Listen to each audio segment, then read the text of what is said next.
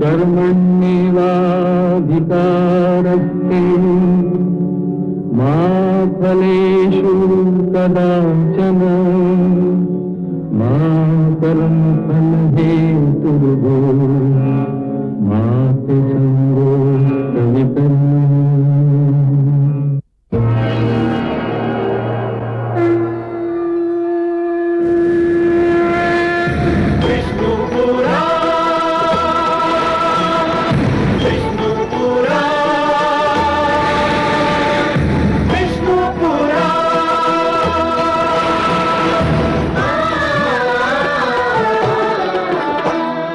जीव ज्ञान ब्रह्म ज्ञान अथ श्री विष्णु पुराण ओम की कथा महान जय श्री विष्णु पुराण विष्णु पुराण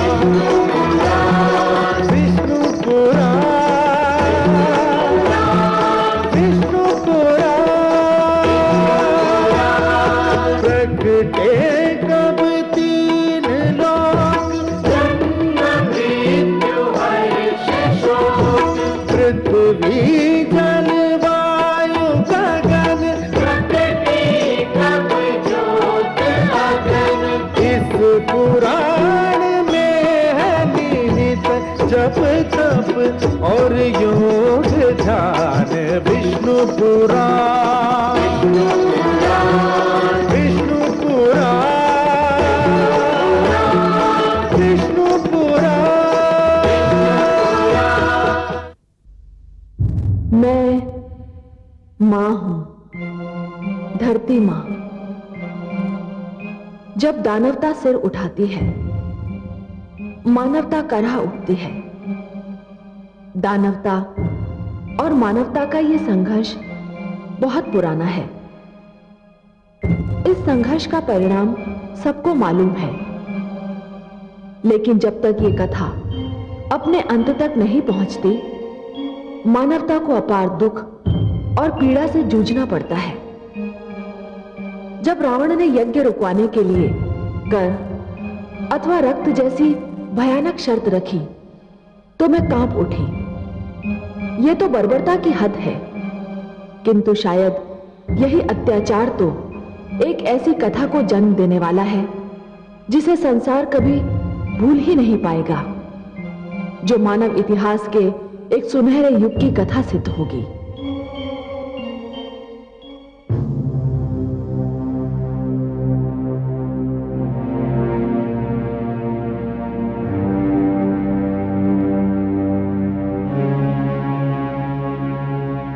प्रणाम महारानी। महारानी, हमें विश्वास है कि आप हमारे लिए कोई शुभ समाचार लाई होंगी। ये कैसे संभव है कि महाराज ने हमारी महारानी की बात को टाल दिया हो? हे महारानी, बताइए महाराज ने क्या कहा? उन्हें हमारे ऊपर दया आई? बहनों, मुझे बहुत दुख है कि आपको सुनाने के लिए मेरे पास कोई भी सुखद समाचार नहीं है। मेरी झोली में आपको देने के लिए कुछ भी नहीं है। आप तो महारानी हैं, आप भी हमें न्याय नहीं दिला सकी। मुझे दुख है, मैं महारानी होकर भी आप ही की तरह विवश स्त्री हूं। आज मुझे ज्ञात हुआ कि स्त्री महारानी होकर भी केवल स्त्री होती है जिसकी याचना को ठुकराया जा सकता है। मुझे क्षमा कर देना, मैं आप लोगों के लिए कुछ नहीं कर सकी, कुछ भी नहीं।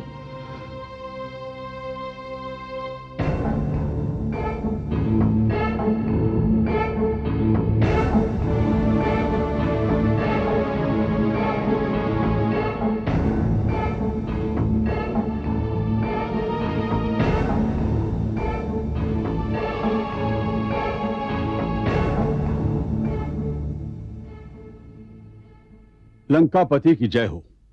ये ऋषिगण हैं। इनका अपराध यह है कि इन्होंने यज्ञ तो किया, किंतु यज्ञ का कर नहीं दिया। कर नहीं दिया? क्यों नहीं दिया? इन दुष्टों का कहना है कि ये ऋषि हैं, आचार्य हैं, विद्वान हैं, धन प्राप्ति का कोई साधन नहीं है इनके पास। क्या ये सत्य है? ये सर्वथा सत्य है लंकेश। हमारे पास स्वर्ण मुद्राएं नहीं हैं, हम कर देने के योग्य नहीं हैं। तो फिर बंद करो ये आडंबर, जिसे तुम यज्ञ कहकर पुकारते हो, बंद करो। परंतु ये तो हमारा धर्म है। मुझे तुम्हारे धर्म से नहीं, अपने कर से रुचि है। यदि तुम कर नहीं दे सकते तो तुम्हें दंड मिलेगा। आप राजा हैं, दंड देने का अधिकार है आपको। अधिक आज्ञा लंकेश।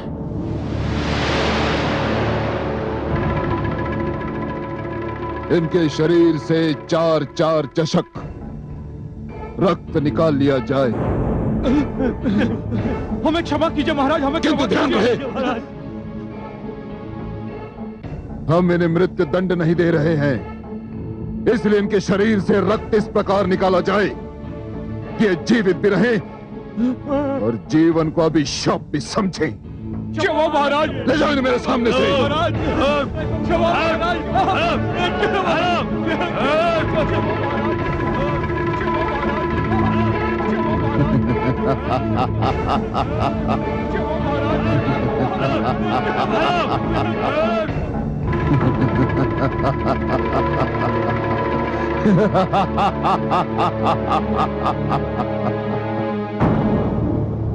मैं इन यज्ञ करने वाले ऋषियों को एक दिन में नहीं मारूंगा, इतनी सरलता से नहीं मारूंगा।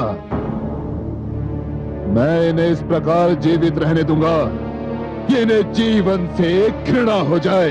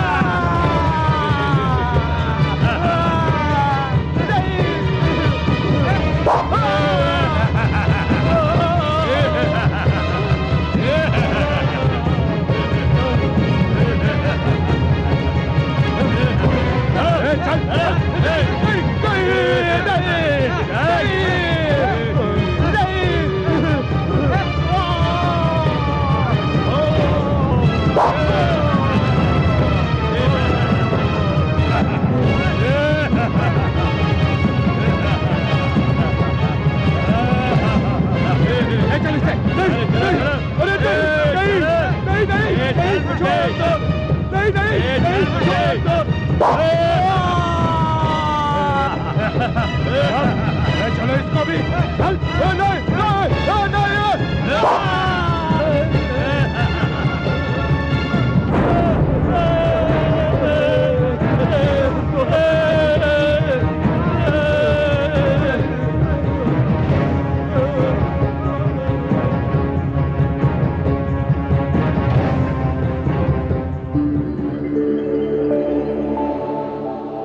हे कमल नयन, ये तो घोर अन्याय हो रहा है। ये तो पशुता है, ये निर्ममता असहनीय है। जानता हूं महादेवी, जानता हूं, परंतु आप भी ये जान लीजिए महादेवी कि रावण के पतन की कहानी इसी रक्त से लिखी जाएगी। हे महादेवी, हर युग में ये होता रहा है और ऐसा ही होता रहेगा। अत्याचार रक्त की नदियां तो अवश्य बहाता है, किंतु अंत में उन्हीं नदियों में डूब जाता है। परंतु हे कमल नयन, अभी तो ऐसा लग रहा है मानो इन निर्दोषों का रक्त व्यर्थ जा रहा है।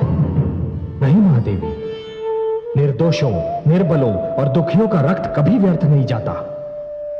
महादेवी, जिस प्रकार अंधियारी रात्रि सूर्य की एक किरण का भी सामना नहीं कर पाती, उसी प्रकार अत्याचार क्रांति की पहली चिंगारी को भी सहन नहीं कर पाता। दुखियारी मंदोदरी कितनी भली नारी, कितने दुष्ट के चंगुल में फंस गई। महादेवी, कमल तो सदैव कीट में ही खिलता है ना, और मंदोदरी को इस क्रांति में एक बहुत महत्वपूर्ण भूमिका निभानी है। महादेवी, जिस क्रांति में नारी की भूमिका ना हो, वो क्रांति कभी सफल नहीं हो सकती। फिर वो क्रांति चाहे घर के भीतर हो या घर के बाहर।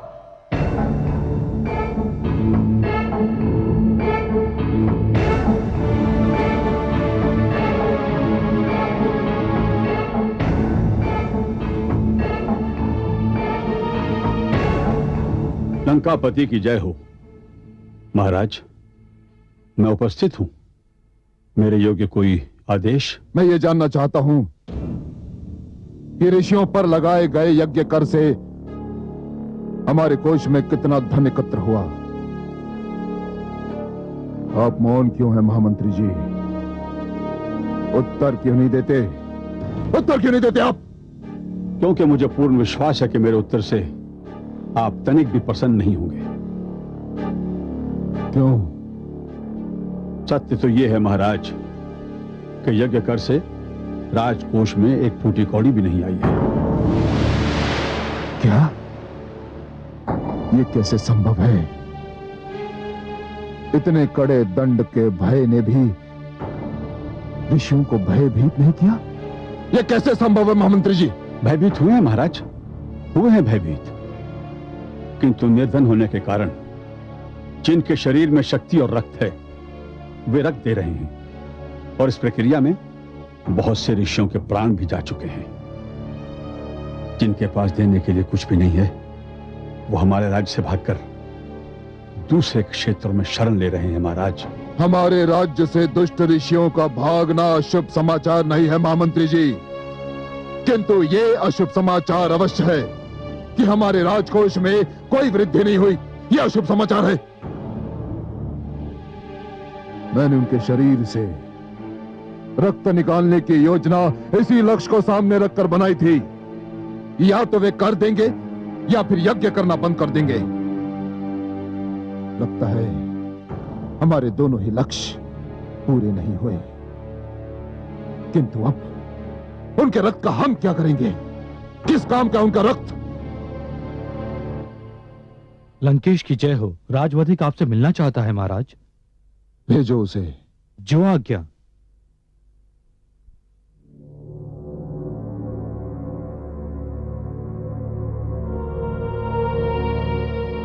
महान सम्राट रावण की जय हो। मेरे पास आने का कारण बताओ। महाराज, ऋषियों के शरीर से निकाला हुआ रक्त इतनी बड़ी मात्रा में एकत्र हो गया है कि समस्त वातावरण के दूषित हो जाने का भय है। राजवैद्य ने चेतावनी दी है कि रक्त राज्य सीमाओं से बाहर न निकाला गया तो सारे राज्य में महामारी फैल जाने का भय है महाराज।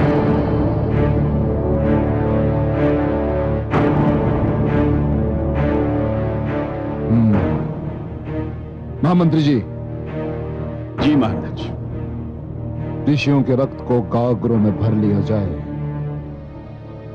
और सेनापति को आदेश दीजिए कि वो सैनिकों से कहे इस रक्त को हमारी राज्य सीमा के बाहर फेंकाएं। जो आज्ञा महाराज। ठहरिए, और सेनापति से यह भी कहिएगा कि सारा कार्य रात्रि के अंधेरे में होना चाहिए, क्योंकि मैं नहीं चाहता कि किसी को पता चले कि यह कार्य कब हुआ और किसने किया। सब कुछ आपके आदेशानुसार होगा महाराज।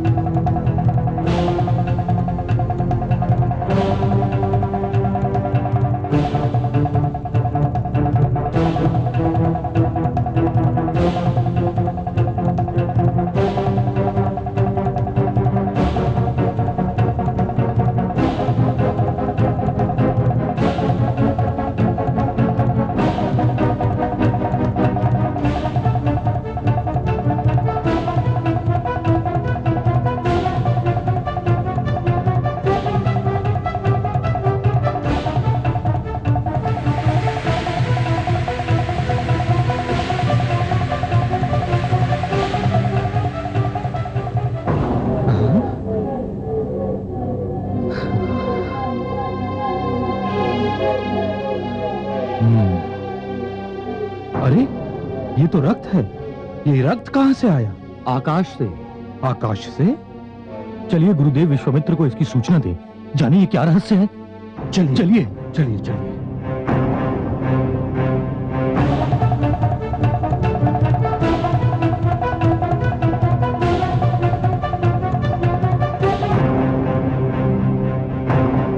गुरुदेव, गुरुदेव, गुरुदेव। क्या हुआ? सब कुशल तो है? गुरुदेव, हम सब तपस्या में लीन थे। हमारे शरीर पर और आसपास की भूमि पर कुछ छींटें गिरे। हमने देखा तो वो रक्त की बूंदें थी गुरुदेव। क्या रक्त की बूंदें? चलिए देखते हैं। आइए गुरुदेव।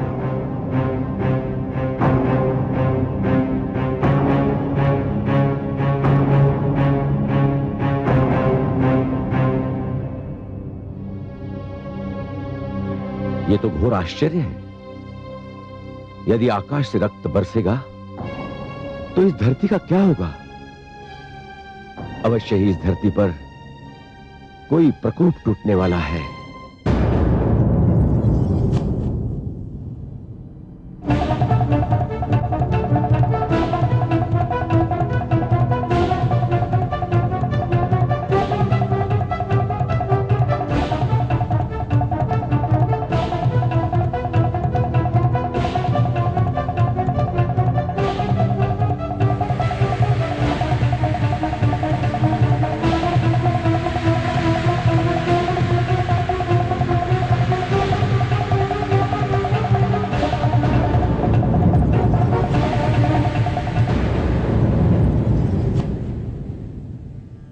देखा कमल नयन, दुष्टों ने सारा रक्त राजा जनक के खेत में फेंक दिया। राजा जनक के राज्य में भयंकर अकाल पड़ने वाला है महादेवी। क्यों कमल नयन? महादेवी, मिथिला की उपजाऊ भूमि बंजर बन जाएगी, क्योंकि जिस भूमि पर निर्दोषों का रक्त छिड़का जाता है वो भूमि कुछ भी उपजाने योग्य नहीं रहती। किंतु हे कमल नयन, ये तो घोर अन्याय है। अपराध कोई करे, दंड कोई भुगते। निर्दोषों का ये लहू रावण के अपराधों का फल है, और दंड भोगेंगे तो क्या वे राजा जनक और उनके किसान, जिनकी भूमि बंजर हो जाएगी? महादेवी, विधाता के हर कार्य के पीछे कोई ना कोई उद्देश्य अवश्य होता है। यह तो असंभव है कि रावण को उसके अपराधों का दंड ना मिले और राजा जनक के राज्य में अकाल का पड़ना, यह भी किसी नई कथा का आरंभ सिद्ध होगा। कैसी कथा? अभी मैं इससे अधिक कुछ नहीं कह सकता महादेवी। हाँ, इतना अवश्य जानता हूं कि इस नई कथा की नायिका भी आप ही होंगी। मैं? कैसे? ये न पूछिए महादेवी। नहीं पूछूंगी। मैं जानती हूं जिस कथा की नायिका मैं रहूंगी, उसके नायक तो आप ही होंगे, और जिस कथा के नायक आप होंगे वो कथा मेरे लिए संसार की सुंदरतम कथा होगी। वास्तव में वो कथा बहुत सुंदर होगी महादेवी। उस कथा का एक छोर राजा जनक के राज्य में और दूसरा छोर राजा दशरथ के आंगन में होगा। परंतु हे कमल नयन, जिन दो राजाओं के नाम आपने लिए वो दोनों तो संतानहीन हैं। महादेवी, उन दोनों की संतानहीनता ही तो इस कथा का रहस्य होगा।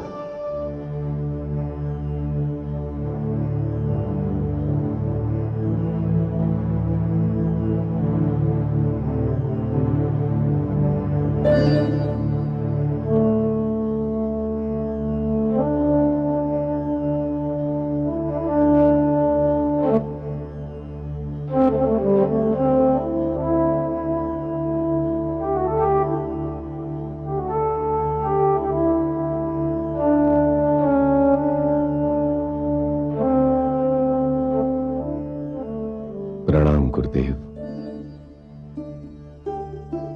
यशस्वी भव। कैसे कष्ट किया राजन? हे कुलगुरु, मैं सर्वथा हताश और निराश हो चुका हूं। निराश? किससे? स्वयं से, संसार से और ईश्वर से भी। हे प्रभु, हे प्रभु, ईश्वर से निराश? यह तो पाप है राजन। उसके भेद कोई नहीं जानता। कैसे निराश ना हूं गुरुदेव। पहले कौशल्या, फिर सुमित्रा और अब कैकेयी। 3 पत्नियों के होते हुए भी मेरे घर का आंगन सूना पड़ा है। राजन, संतानोत्पत्ति पत्नियों की संख्या पर निर्भर नहीं करती। इसके एक नहीं, अनेक कारण होते हैं, और उनमें सबसे बड़ा कारण तो ईश्वर की इच्छा है। तो मैं ईश्वर को कैसे मनाऊं गुरुदेव? क्या प्रार्थना करूं?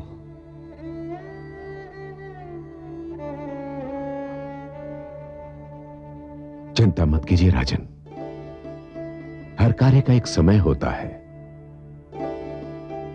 और अब वो समय आ गया है। मैं आपके घर में संतान की उत्पत्ति के लिए पुत्र का मेष्टि यज्ञ करूंगा, और उसके उपरांत यह असंभव है कि आपके यहां संतान का जन्म ना हो। तो गुरुदेव, यह यज्ञ मैं पहले भी कर सकता था, किंतु मुझे उचित समय की प्रतीक्षा थी। निश्चिंत होकर जाइए राजन, यज्ञ की तैयारी कीजिए। जो आज्ञा गुरुदेव। प्रणाम गुरुदेव। यशस्वी भाव।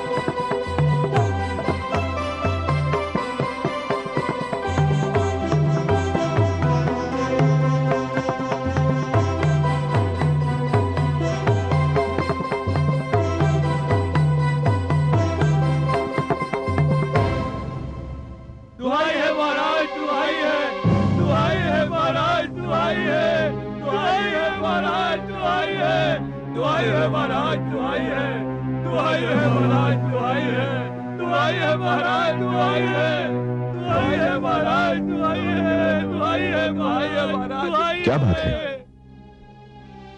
आप लोग इतने अधीर, इतने व्याकुल क्यों हैं? हे महाराज, हम लुट गए। हमारे हरे भरे खेत सूख गए हैं महाराज। महाराज, हमारी उपजाऊ धरती देखते ही देखते बंजर हो गई है महाराज। हे महाराज, सारे ताल तलैया, कुएं झरने सूख गए हैं। दूर दूर तक पानी दिखाई नहीं देता महाराज। हमारे पशु पक्षी भूख प्यास से तड़प तड़प कर मर चुके हैं महाराज। हे महाराज, हमारे घर में अन्न का एक दाना भी नहीं है। हमारे बच्चे भूख से बिलक रहे हैं महाराज, भूख से बिलक रहे हैं। महामंत्री जी, आज्ञा महाराज। कोषाध्यक्ष को आदेश दिया जाए कि कोषागार का मुख खोल दिया जाए। यदि अकाल के कारण हमारे राज्य में मृत्यु की एक भी घटना हुई तो उसके लिए सभी कर्मचारियों को उत्तरदायी माना जाएगा। अकाल से पीड़ित प्रजा को जी खोलकर धन दिया जाए, भले ही इससे हमारा समस्त राजकोष रिक्त ही क्यों ना हो जाए। राजन,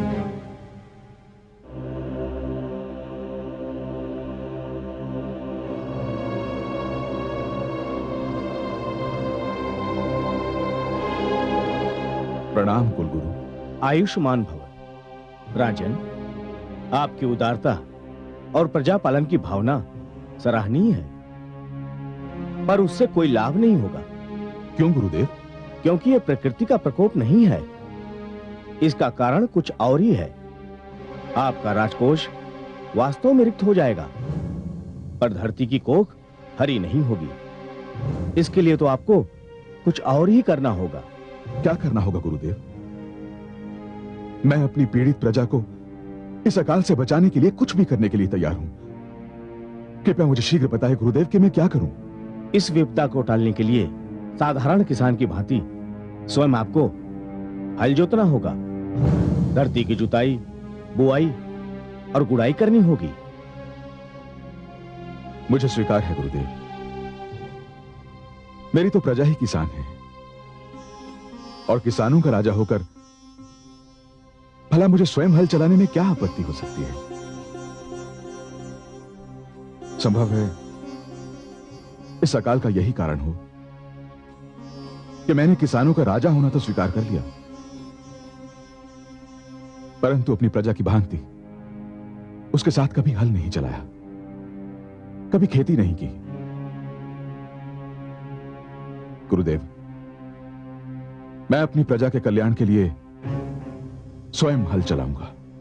प्रजापालक महाराज जनक की जय। प्रजापालक महाराज जनक की जय। प्रजापालक महाराज जनक की जय। हे कमल नयन, मिथिला नरेश जनक ने कितना सुंदर और कितना अनुपम निर्णय लिया है। इस संकट की घड़ी में वो अपनी किसान प्रजा की भांति खेत में हल चलाएंगे।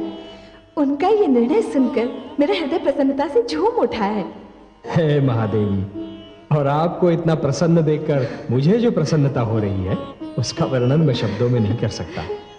महादेवी, राजा वही है जो स्वयं को प्रजा के सुख दुख का भागीदार समझे। वो राजा ही क्या, जो स्वयं को प्रजा से दूर रखकर अपने राजभवन के ऐश्वर्य का बंदी हो जाए, स्वयं अपने सुखी संसार में इतना मग्न हो जाए कि उसे ये पता ही न हो कि प्रजा पर क्या बीत रही है, प्रजा कैसे जी रही है। हे महादेवी, जो राजा संकट की घड़ियों में प्रजा के कंधे से कंधा मिलाकर खड़ा नहीं हो सकता, वो राजा कहलाने योग्य ही नहीं है। और मुझे इसलिए और भी प्रसन्नता हो रही है कि जनक ने किसान के महत्व को पहचाना। यदि ईश्वर जन्मदाता है तो किसान अन्नदाता है। वो धरती को अपने लहू से सींचकर मानव को जीवित रहने का साधन प्रदान करता है। सर्वथा सत्य है महादेवी, किसान धरती पर ईश्वर का सहायक होता है। परंतु इससे भी बड़ा एक सत्य और है महादेवी, कि एक राजा तो केवल अपनी प्रजा का पालक होता है, परंतु एक किसान सारी मानवता का पालक होता है। इसलिए हे महादेवी, राजा जनक का हल थामना उनका गौरव कम नहीं करता, बल्कि उसमें और भी वृद्धि करता है। हे कमल नयन, मेरे मन में राजा जनक के प्रति अपार स्नेह और आदर भाव का सागर उमड़ने लगा है। न जाने इसका क्या कारण है। महादेवी, कारण के बिना किसी रहस्य का अस्तित्व संभव ही नहीं है। जिस प्रकार बादल के बिना बरखा नहीं हो सकती, अग्नि के बिना धुआं नहीं हो सकता, उसी प्रकार कारण के बिना कोई रहस्य जन्म ही नहीं ले सकता महादेवी। हाँ, इतना अवश्य है कि रहस्य वही अति सुंदर होता है जिसका कारण तुरंत समझ में ना आए। हे जगदीश, हे श्रीहरि, आप तो कारणों के कारण हैं, रहस्यों के रहस्य। मैं बहुत व्याकुल हो उठी हूँ। आप ही बताइए ना, इस रहस्य का क्या कारण है? आप कथा प्रारंभ होने से पहले ही उसका अंत जानना चाहती हैं महादेवी।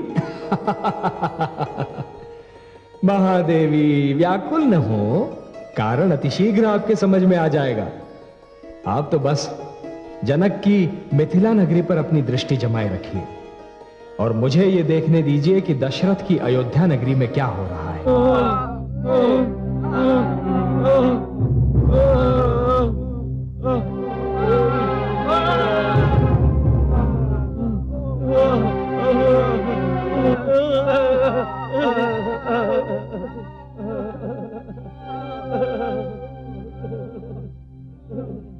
शांत हो जाइए, क्या हुआ?